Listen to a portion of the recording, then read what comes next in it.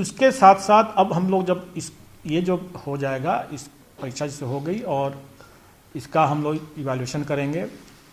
Answer की का विवाद जो हमेशा से रहा है, उससे निपटने के लिए हम लोगों ने एक रिवाइज्ड एसओपी, एक नया एसओपी तैयार किया है और ये हमने लागू कर दिया है। और हमारे दूसरे जो जितनी परीक्षाएं, जो एमसीक्यू बेस्ड जितनी भी परीक्षा हो रही है, जिनका अब जो निकल रहा है रिजल्ट, वो उसी न्यू एसओपी से निकल रहा है। न्यू एसओपी यह है, अभी तक क्या होता था कि हम एक अपना प्रोविजनल आंसर की निकालते थे, उसके बाद उस पर हम आपत्ति आमंत्रित करते थे।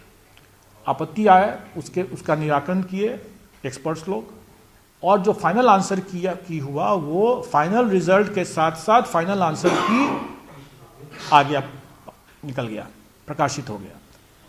तो इसमें क्या कठिनाई ये होती थी कि फाइनल आंसर की में जो परिवर्तन हुआ, प्रोविजनल आंसर की में जो परिवर्तन हुआ फाइनल आंसर की में, तो इसमें रिजल्ट चूंकि निकल गया है, तो इस पर अगर इस फाइनल आंसर की पर अगर किसी को कोई आपत्ति फिर से हो गई, क्योंकि हमने तो चेंज किया प्रोविजनल आंसर की को, वो चेंज सही किया, एक्सपर्ट्स ने किया, सही किया, लेकिन आपत्ति तो आ ही सकती है ना उसके बाद।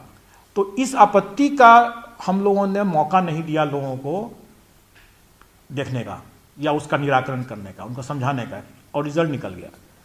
उसी में हम लोगों ने यह परिवर्तन किया कि अब हमारा जो फर्स्ट ऑब्जेक्शन जो आएगा प्रोविजनल आंसर की के ऊपर, तो उस पर हम जो फाइनल आंसर की बनाएंगे उसको भी हम 3 दिन तक पब्लिक डोमेन में रखेंगे।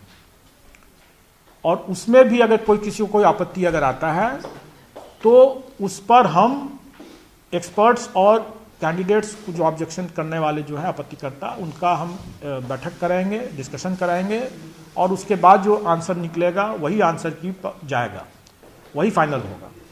हर हालत में हम फाइनल आंसर की जो रहेगा वो बिना किसी विवाद के 3 दिन तक पब्लिक डोमेन में रहने के बाद हम उसका रिजल्ट निकालते हैं।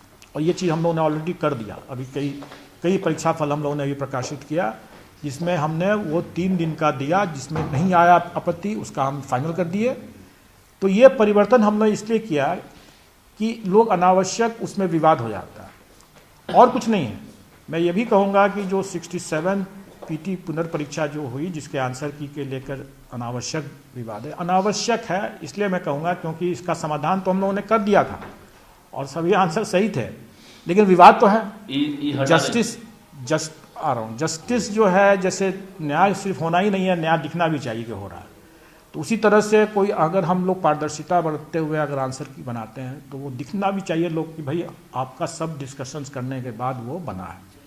तो इसीलिए उसका हम लोग जड़ से ही उसको समाप्त कर देने के लिए हम लोगों ने रिवाइज्ड ये एसओपी बनाया है और इसको लागू कर दिया है। और मैं समझता हूँ कि 68 इस पीटी में भी हम इसको बखूबी लागू करेंगे और इस बार कोई भी कंट्रोवर्सी से हम नहीं होगा। अब रही बात कि भविष्य में, जैसे मैंने कहा